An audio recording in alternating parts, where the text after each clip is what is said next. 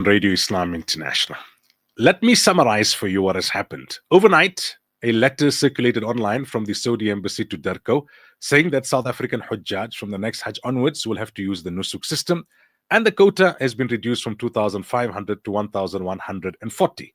Subsequently, SAOC issued a 6-page press release going through what their version of events is in terms of the last couple of months and highlighting concerns around the new Nusuk system, that there'll no longer be an accreditation process. It will no longer favor the first-time Haji. Anyone can apply. You'll only be able to finalize your package a month or two before Hajj, and that the cost could rise significantly. We spoke to SAOC President Muaz Kasu earlier this morning. He says it's the fault of the critics of SAOC who question SAOC's legitimacy, and those agents who went to the Saudi ambassador and, according to his claim, asked for the Nusuk system. That compromised them with the Hajj ministry, and that has led to this Nusuk system with a reduced quota. We spoke to Muhammad Mia of Khidmatul Awam. Their view is that non-profit Hajj is still possible. Agents could still play a role with the Saudi entities that will sell the package on the Nusuk system, and that there could be an increase in the quota if other countries don't fully use their quota, and then what is left over is redistributed.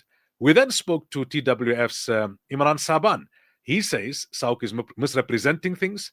That meeting with the ambassador was to seek clarity, and the ambassador confirmed that SAOC was misrepresenting the options given in that letter by the Hajj ministry, and that SAOC is not telling the public that they were rebuked by the Hajj ministry and by the CRL and by Derko and others, and that the Nusuk system may not be all doom and gloom. We should be positive, and some good may come out of it. That is, a short summary. The links to those interviews are found on Radio Islam social media platforms, and you can listen to the highlights of it on the social media platforms and to the full interviews on our SoundCloud and YouTube platforms. What's the lesson behind all of this? What's coming to my mind, and Allah knows best. If I'm correct, it's from Allah. If I'm incorrect, it's from Nafs and Shaitan.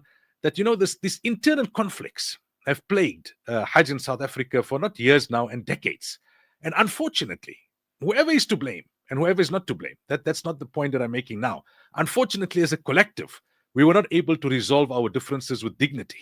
And we've allowed our disputes to spill into the public, weakening our credibility. Other countries perhaps have managed to unify their voices, whereas we have now, nationally and internationally, to government, to the Hajj ministry and others, projected division. And division then attracts external intervention. And that perhaps could be the reason that we now are on the Nusuk system earlier than we would have been. And that the quota now is 1,140 rather than 2,500. The sad thing is this, that Hajj is all about unity. When it's the Hajj period, we talk about how it signifies unity. And here on the matter of Hajj, we have projected, unfortunately, our disunity. Khair, what has happened has happened. We can't live in the past. We've got to learn from the past. We should take this, all of us, as a wake-up call. Each of us looking internally and saying, how can I do better in terms of the unification of the Ummah, in terms of moving beyond egos and turf wars and personal issues and claims and counterclaims, and trying to see what's in the interest of the Ummah? How can we learn a lesson from here and make now whatever the system is work better for the South African Hujjaj? And all of us should continue to make dua, because everything ultimately is in the hands of Allah Tabaraka wa Ta'ala.